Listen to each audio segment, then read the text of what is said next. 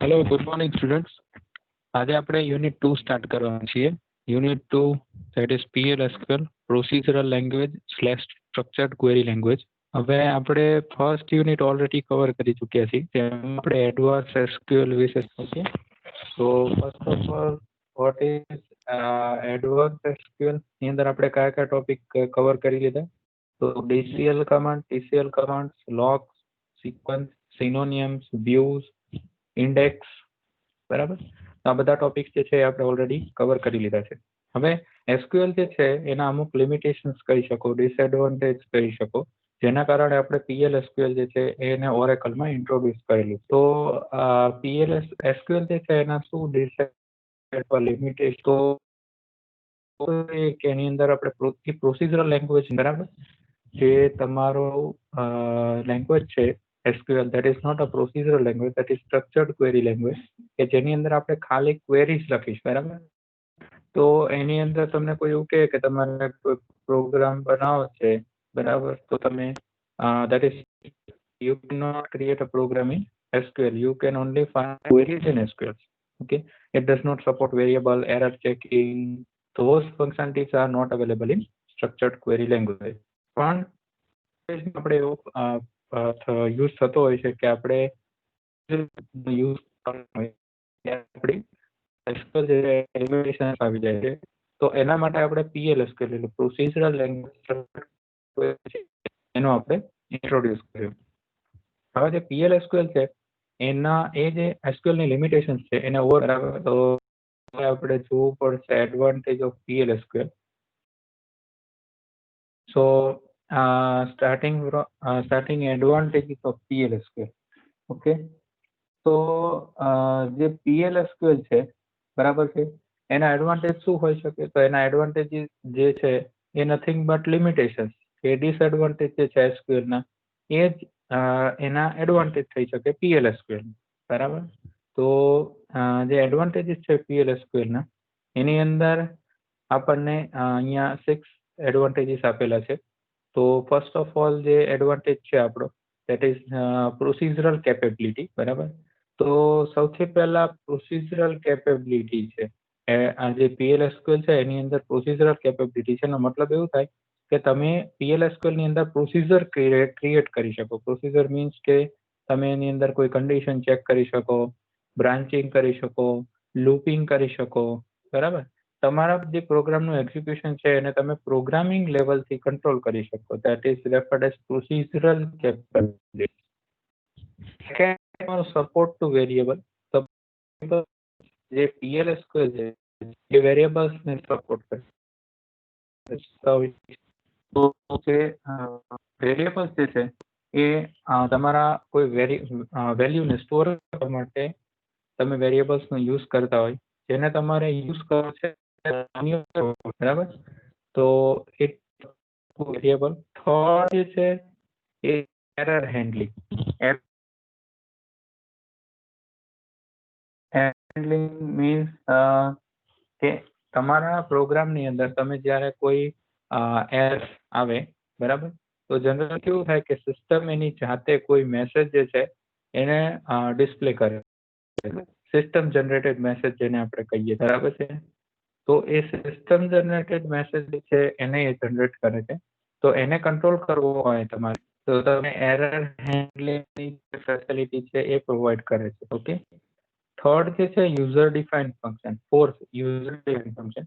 User defined function means કે તમારા જે પ્રોગ્રામ છે એની અંદર તમે યુઝર ડિફાઇન્ડ ફંક્શન બનાવી શકો. જેમ તમે સી ની અંદર સ્વેપ ફંક્શન, સમ ફંક્શન, તમારી રિક્વાયરમેન્ટ પ્રમાણે તમે ફંક્શન્સને ક્રિએટ કરી શકો.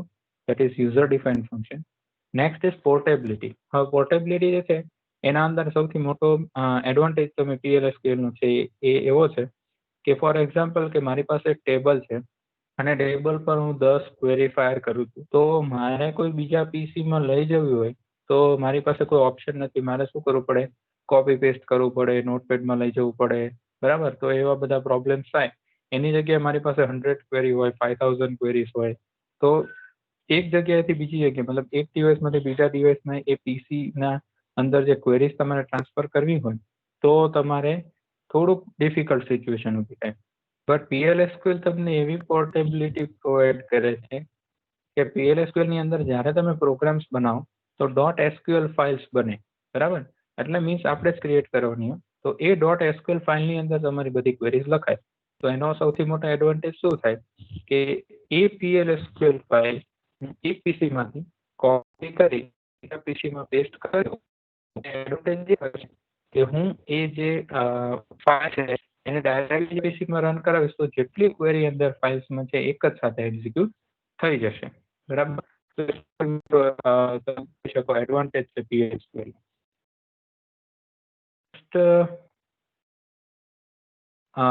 એના પછીના જે એડવાન્ટેજ છે આપણા PLS, તો બે મેઇન એડવાન્ટેજ છે PLSQL ના.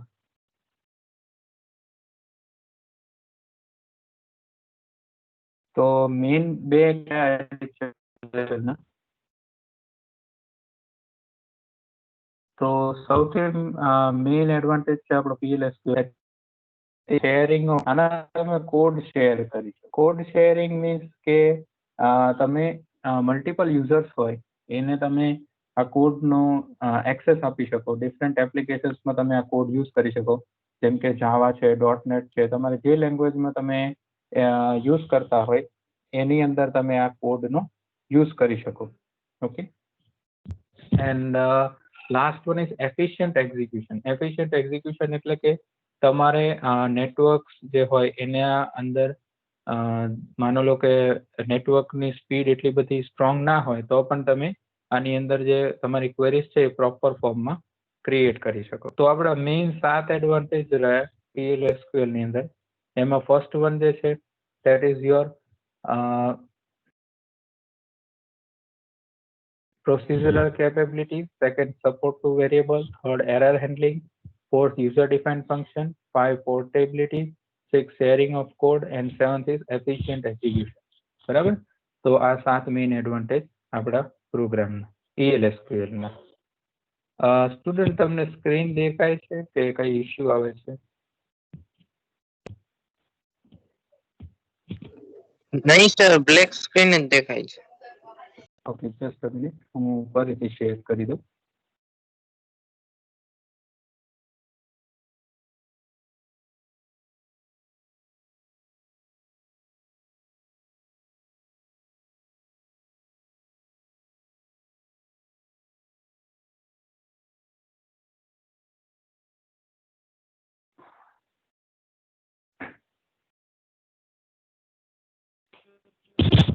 Okay, now it's visible. Yes sir. Yes sir. Okay. તો જે આપણા 7 એડવાન્ટેજીસ છે મેં તમને કીધા PLSQL ના, એ આપણે લાઈન બાય લાઈન જોઈએ, આપણે ડિસ્કસ કરી લીધા. તો first one is your procedural capability, second is support to variable, third is error handling, fourth user defined function, fifth portability, sixth sharing of code, then efficient execution. Okay.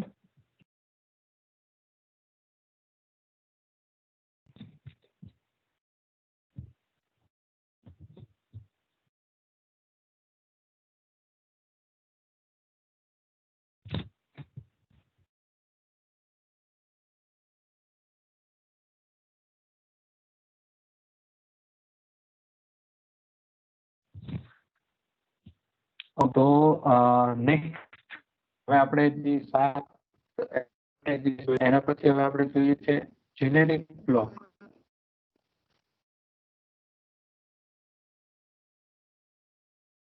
Generic PLSQL block એટલે આને તમે compare કરી શકો C++ programme structure સાથે, કે તમે કોઈ basic programme બનાવતા હોય, બરાબર? તો એના અંદર બેઝિક કયા તમારા પ્રોગ્રામનું સ્ટ્રક્ચર આવે એને તમે કહી શકો જેનેરિક PLSQL બ્લોક. હવે જે PLSQL જે છે એની અંદર આપણી પાસે 3 મેઇન બ્લોક, બરાબર? સૌથી પહેલો છે declare section, second one is begin section, third is exception section, and last one you have to write simply end with semicolon. Okay, તો જેમ તમને સ્ક્રીનમાં દેખાય છે કે આ 3 મેઇન બ્લોક છે આપણા. એની અંદર હું તમને એનું ડિસ્ક્રિપ્શન આપી દઉં કે ફર્સ્ટ વન જે છે તમારું છે ડિક્લેર સેક્શન, એના સામે લખેલું છે ઓપ્શનલ. હવે ઓપ્શનલ એટલા માટે કેમ કે આ બ્લોકની અંદર તમારે વેરિયેબલ્સ ફંક્શન્સ એનું ડિક્લેરેશન કરવાનું હોય. તો જરૂરી નથી કે જેટલા પ્રોગ્રામ્સ આપણે બનાવીએ PL/SQL ની અંદર એ બધાની અંદર તમારે વેરિયેબલ્સ ફંક્શનનું ડિક્લેરેશન કરવું પડે. ફોર એક્ઝામ્પલ હું તમને એવું કહું કે સિમ્પલી તમે એક મેસેજ પ્રિન્ટ કરો હેલો વર્લ્ડ સી ની અંદર, બરાબર, તો તમને ખબર છે કે એના અંદર મારે વેરિયેબલનું ડિક્લેરેશન કે કોઈ ફંક્શનનું ડિક્લેરેશન કરવાની જરૂર નથી.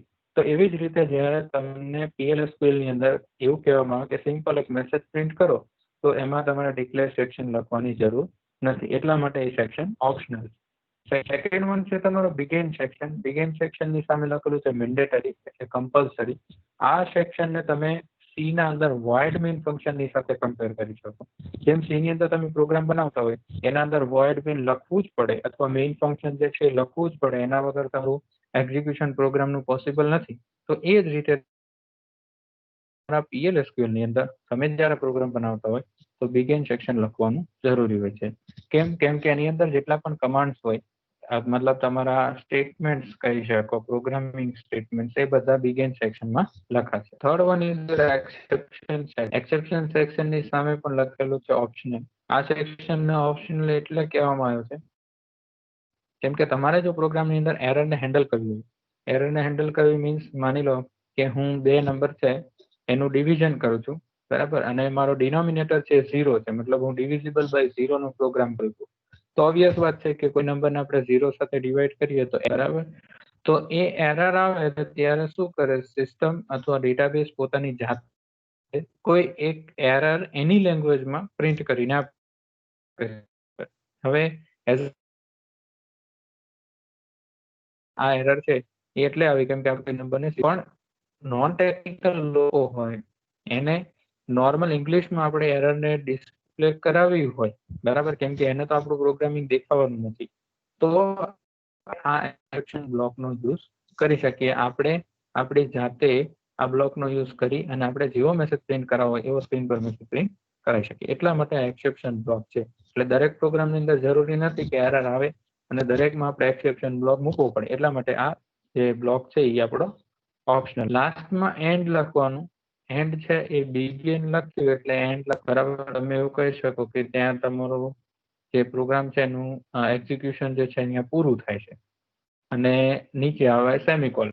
હવે સેમિકોલન અહીં આપેલું છે ને પછી તમારે કરવાનું સ્લેશ. શું કરવાનું? સ્લેશ. તો સ્લેશ એટલા માટે કેમ કે જ્યારે તો તમારો પ્રોગ્રામ જે છે એનું કમ્પાઇલેશન પણ સાથે થઈ જશે જ્યારે તમે ફાઇલને રન કરાવશો. હું તમને રન કરાવતાની આખી પ્રોસિજર બતાવું. આપણે જે પણ પ્રોગ્રામ બનાવશો એમાં એન્ડ સેમિકોલન અને નીચે નેક્સ્ટ લાઈનમાં એક સ્લેશ કરશું. એટલું યાદ રાખજો કે એ તમારો પ્રોગ્રામને કમ્પાઇલ કરવા માટે યુઝ થાય. So this was all about description.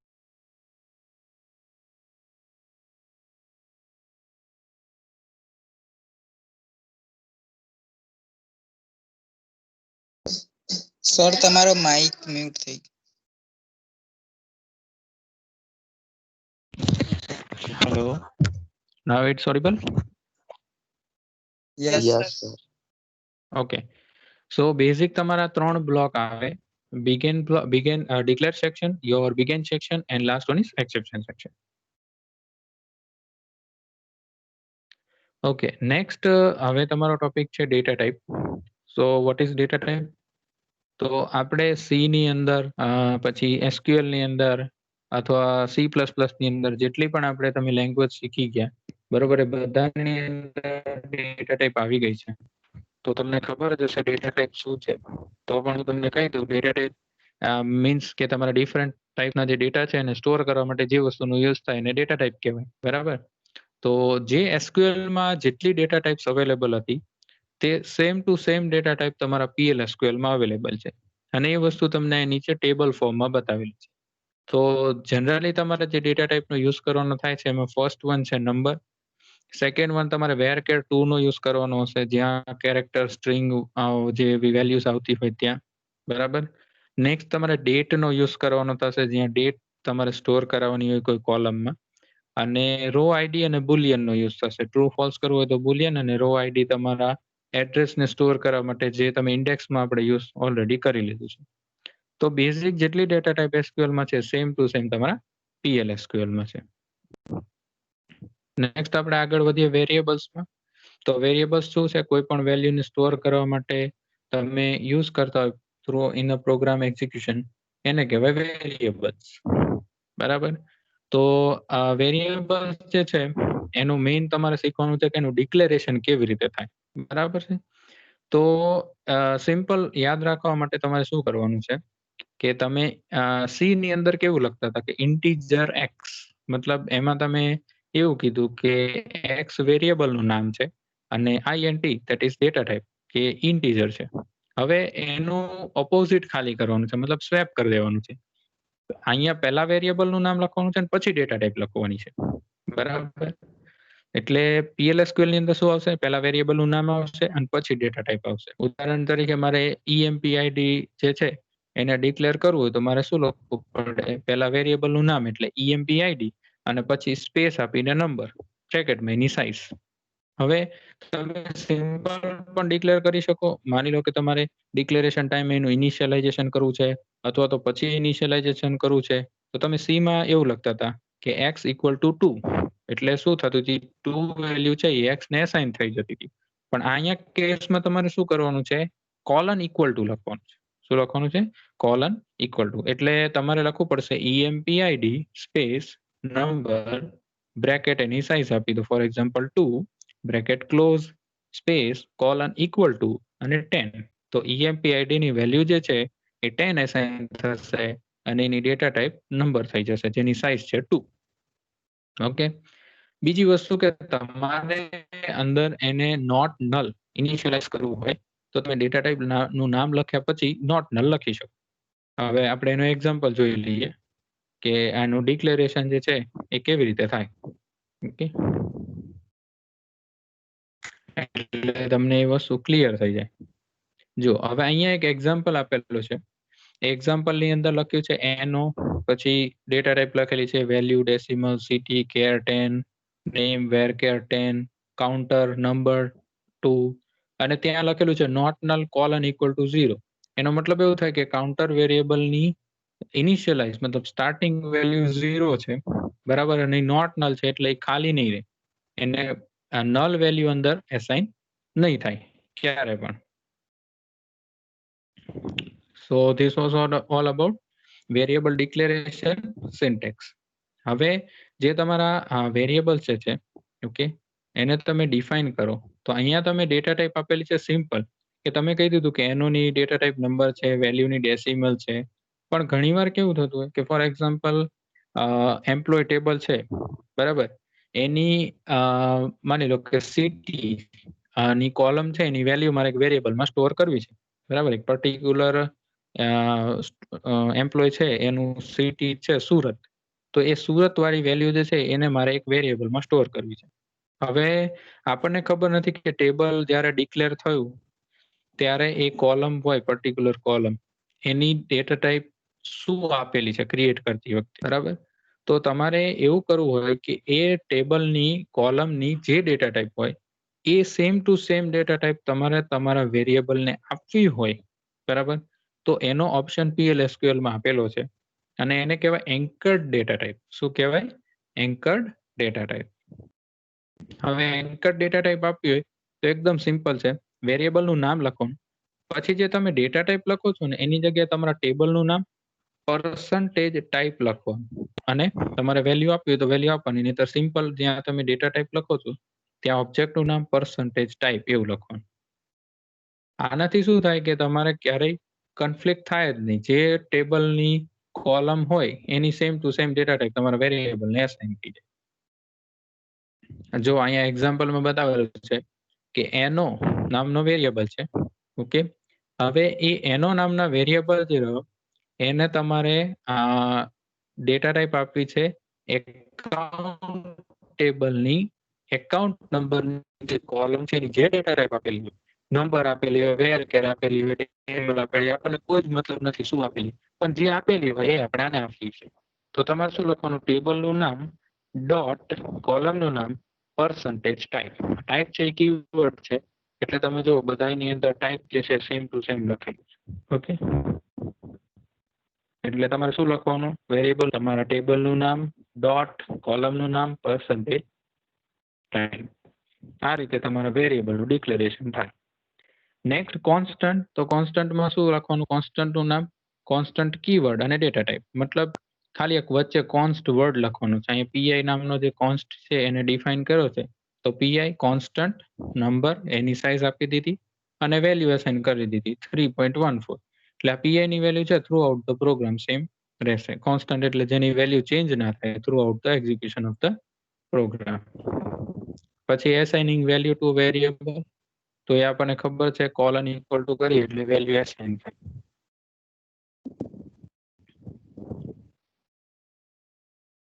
Okay, હવે સૌથી મેઇન વસ્તુ કે તમારે યુઝર પાસેથી વેલ્યુ લેવી હોય તો સી ની અંદર ઓપ્શન છે સ્કેનએફ ફંક્શન. તમે સ્કેનએફ ફંક્શનનો યુઝ કરતા હતા અને યુઝર પાસેથી વેલ્યુ રીડ કરીને વેરિયેબલમાં સ્ટોર કરતા હતા. તો PLSQL ની અંદર શું ઓપ્શન છે કે તમારે વેરિયેબલનું નામ લખવાનું, કોલન ઇક્વલ ટુ કરીને એમ્પરસન્ટ ની સાઇન આપવાની. એન્ડ જેને તમે કહો, જેને એમ્પરસન્ટ કહેવાય, એમ્પરસન્ટ અને વેરિયેબલનું નામ લખો. જો આ નીચે એક્ઝામ્પલમાં લખેલું છે એનો કોલન ઇક્વલ ટુ એમ્પરસન્ટ એનો. આવું જ ખાલી લખવાનું, બીજું કંઈ જ લખવાનું નથી. અને તમે પ્રોગ્રામ રન કરશો ને એટલે ઓટોમેટિક તમને જ્યારે પ્રોગ્રામ એક્ઝિક્યુટ થશે ને એટલે મેસેજ આવશે એન્ટર વેલ્યુ ઓફ એનો. એટલે તમારે સીધી ડાયરેક્ટ વેલ્યુ નાખો. એ બધું એની જાતે જ આવી જાય. તમારે વેરિયેબલનું નામ લખવાનું, કોલન ઇક્વલ ટુ એમ્પરસન્ટ ઓફ, ફરીથી સેમ ટુ સેમ વેરિયેબલનું નામ લખવાનું છે. નેક્સ્ટ તમારી આ સિલેક્ટ અને ફેચ કરવાની વેલ્યુ છે, કોલમની વેલ્યુ વેરિયેબલમાં નાખવાની. એ હું તમને અત્યારે નહીં કહું, એ આપણે પ્રોગ્રામનું એક્ઝિક્યુશન કરશો ત્યારે હું તમને રન ટાઈમે સમજાવીશ. ઓકે, આ એક બેઝિક પ્રોગ્રામ આપેલો છે, એ હું તમને પછી કહીશ ત્યારે આપણે પ્રોગ્રામ એક બનાવશું, એક્ઝિક્યુટ કરશું કઈ રીતે કરવું. ઓકે, હવે આજનો લાસ્ટ ટોપિક જોઈ લઈએ કે તમારે કોઈ મેસેજ છે એને સ્ક્રીન પર ડિસ્પ્લે કરવો. એટલે તમે સીમાં પ્રિન્ટએફ ફંક્શનનો યુઝ કરતા હતા. તો સેમ ટુ સેમ તમારે અહીંયા મેસેજ પ્રિન્ટ કરવો હોય તો dbms_output.put_line આ ફંક્શન આખું લખવું પડે. dbms_output.put_line બ્રેકેટમાં તમારે મેસેજ લખી દેવાનો સિંગલ કોટમાં. નીચે એક્ઝામ્પલ નંબર 4 આપેલું છે, એમાં એને હાય હેલો વર્લ્ડ એવું મેસેજ ડિસ્પ્લે કરેલો છે. જો તો એ સિંગલ કોટમાં આપવાનો. અને જો તમારે કોઈ મેસેજ અને વેરિયેબલ ને કમ્બાઈન કરવો હોય તો યાદ રાખવાનું કે ડબલ પાઇપ સાઇન કરવાની. કોન્કેટેનેશન માટે અહીંયા તમારે ડબલ પાઇપ સાઇન નો યુઝ કરવાનો. મેસેજ કે એના માટે ડબલ પાઇપ સાઇન યુઝ થાય. અને આ જે પ્રિન્ટએફ, આ જે તમારું ફંક્શન છે જેનાથી તમે સ્ક્રીન ઉપર વેલ્યુ પ્રિન્ટ કરાવો છો, એનું આઉટપુટ તમારે જોવું હોય તો હંમેશા યાદ રાખવાનું કે ફર્સ્ટ ટાઈમ જ્યારે પણ તમારી સીએમડી ની સ્ક્રીન ઓપન કરો, તમારા સિસ્ટમ સાથે તમે કનેક્ટ થાવ, તમે જે લખો છો કનેક્ટ સિસ્ટમ, પછીની તમારી સેકન્ડ ક્વેરી હંમેશા એવી લખવાની સેટ સર્વર આઉટપુટ. શું લખવાનું? સેટ પછી સ્પેસ પછી સર્વર આઉટપુટ સ્પેસ એવું લખવાનું. એક્ઝામ્પલ ઉપર લખેલો છે environment parameter server output must be on two display the message on. એટલે ક્વેરી શું આવી જોઈએ? Set SET space server output space on અને એન્ટર આપવાનું. બીજું કંઈ નથી કરવાનું. પછી તમારો પ્રોગ્રામ જે છે કોઈ પણ PLSQL નો પ્રોગ્રામ એનું એક્ઝિક્યુશન કરવાનું. તમે નહીં લખો તો એરર નહીં આવે, ખાલી જે આ ફંક્શન ની અંદર જે આઉટપુટનું વેલ્યુ છે લખેલી એ સ્ક્રીન ઉપર ડિસ્પ્લે નહીં થાય.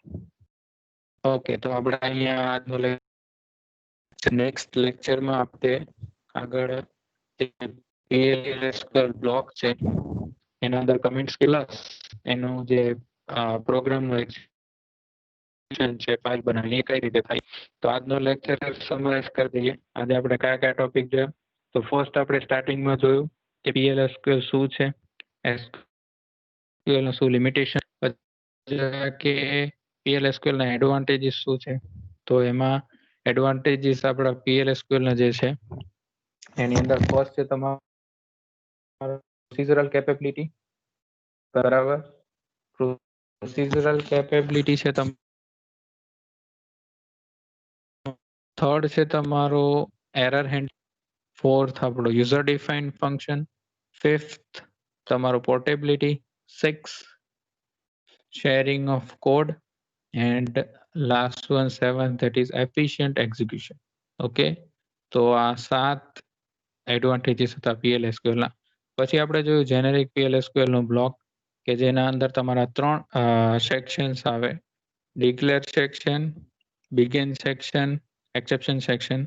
ડિક્લેર ઓપ્શનલ હોય, બિગિન કમ્પલસરી હોય અને એક્સેપ્શન પણ ઓપ્શનલ હોય.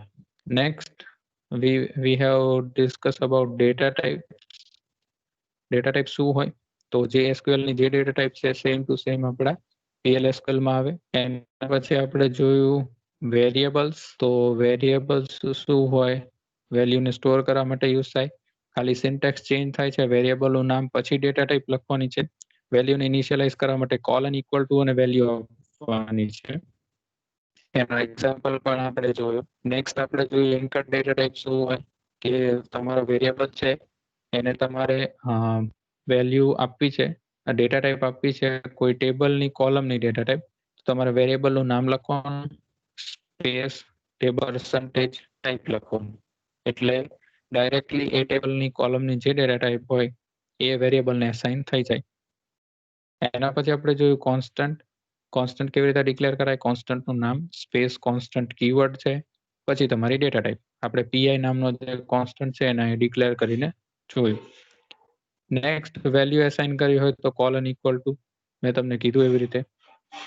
એના પછી વેરિયેબલને કોઈની વેલ્યુ રીડ કરવી હોય કીબોર્ડમાંથી, જેને તમે સીમાં સ્કેનએફ ફંક્શન કહેતા હતા, તો એ સેમ ટુ સેમ વેરિયેબલનું નામ કોલન ઇક્વલ ટુ પર્સન્ટેજ એનો લખવાનું. અને એના પછી આપણે જોયું કે મેસેજને સ્ક્રીન પર ડિસ્પ્લે કરવા હોય, એટલે કે સીમાં તમે જે પ્રિન્ટએફ ફંક્શનનો યુઝ કરો છો એ સેમ ટુ સેમ અહીંયા કરવું હોય તો dbms underscore output dot put underscore line બ્રેકેટમાં તમારો મેસેજ આવી જશે. મેસેજ સિંગલ કોટમાં આવે અને મેસેજ અને વેરિયેબલને કમ્બાઈન કરવા હોય તો ડબલ ટાઈપ સાઇનની યુઝ થાય. અને આનો આઉટપુટ જોવો હોય તો સેટ સર્વર આઉટપુટ ઓન એવો મેસેજ લખવો પડે. એક જ વાર લખવાનો જ્યારે સીએમડી તમે ફર્સ્ટ ટાઈમ ચાલુ કરો ત્યારે. પછી ક્લોઝ કરી દો, ફરીથી ચાલુ કરો તો બીજી વખત લખવો પડે. પણ એકવાર તમે લખી દીધો સીએમડી ચાલુ કરી, પછી દરેક પ્રોગ્રામના એક્ઝિક્યુશન વખતે લખવાની જરૂર નથી. ઓકે, તો આપણે અહીંયા લેક્ચર રાખીએ. કોઈને કઈ ડાઉટ આજના ટોપિક્સમાં?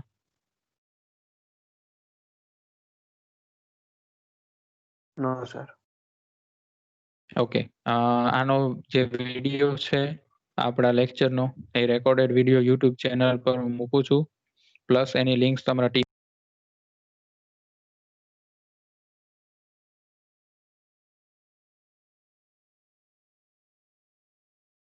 તમાર માઇક ને